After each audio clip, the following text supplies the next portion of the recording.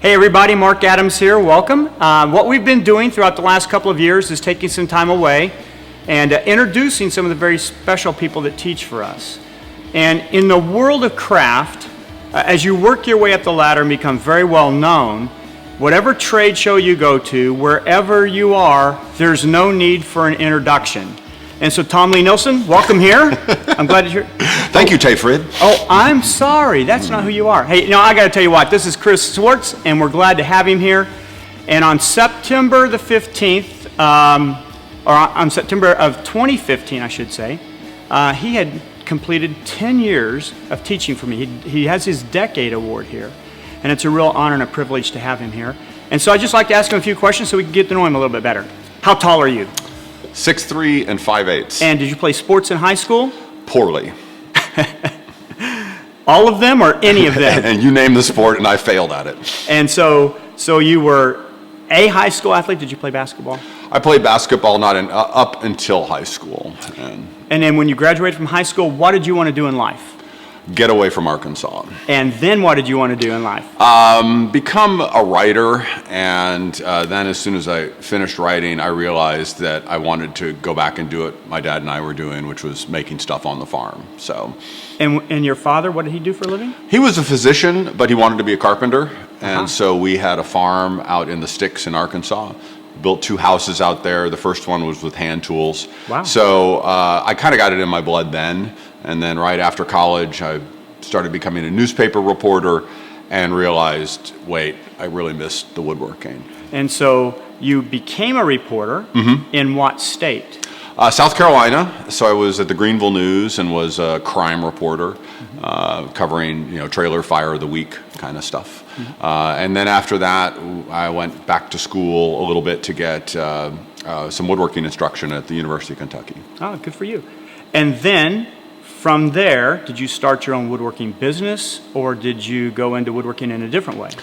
I thought about it. That was sort of where I wanted to go, either that or historic preservation of homes, because that's what I had been doing, to be fixing up homes. And my wife and I decided to move back to Cincinnati, which is where she's from, Cincinnati area. And I saw there was a job at Popular Woodworking Magazine, a really low-level, almost like a secretarial job.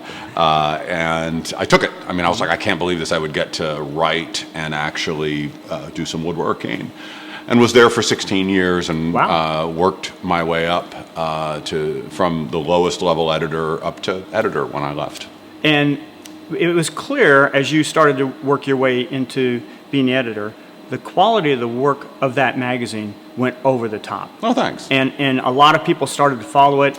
And during that time, you were honing your skills even more as a woodworker, I believe more toward hand tools. Is that correct? Yeah, I mean, even though I really despised all the handwork we did on the farm, I came right back to it, and it just clicked for me. And also, at the time, in the 90s, you could find so much information about power tools. There was lots of really good information, people who had done really good work on routers and table saws, but there was a lot missing in handwork at the time. And that's changed now for the better, thanks to a lot of things. But so I knew that was a good direction for us to go and place to focus. And so the magazine excelled. I had the incredible opportunity to write several articles for you, and I really appreciate that. You were excellent to work for. But you, in the meantime, had started writing some woodworking books. What was your very first book? My first book was on workbenches, and so I had studied a bunch of 18th century workbenches, built those, and wrote a book about how they were, in many ways, far superior to the modern kind of, workbenches you will find at a store, kind of lightweight. What year would that have been? My first book, I started writing it in 2005, and it came out in 2007. It's still in print. Still in print. And then ultimately, as you continued to grow and to become more in woodworking, you started to do a lot of social media. At some point in time, you left Popwood, still did some writing for them, but left to start your own business. Yeah. And your business is? Lost Art Press. We started in 2007 and have been going ever since. And to date, how many books have you guys published? 35. 35 books, man, that's incredible. Of the books that you've published, how many of those have you written? I think I've written 5 of them. 5 of them, yeah, they're all very, very good books. top of the line, including this one here. About 3 or 4 years ago, when you were here last time, I asked you if you would consider letting me write a book. And I told you what I wanted to do, and you told me that you would be glad to do that. And I was really honored that you did.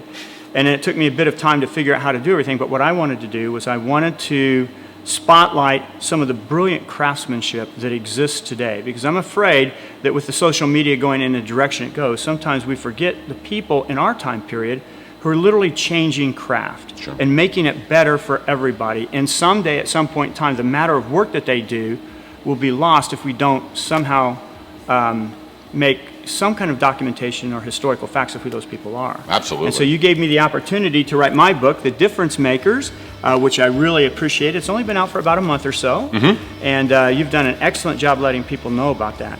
It's a real honor and a privilege for me to have you back here again, and I can't wait until you return. You're truly one of America's premier craftsmen, and we love having you here. Thank you very much, sir. Thanks, We Mark. appreciate it.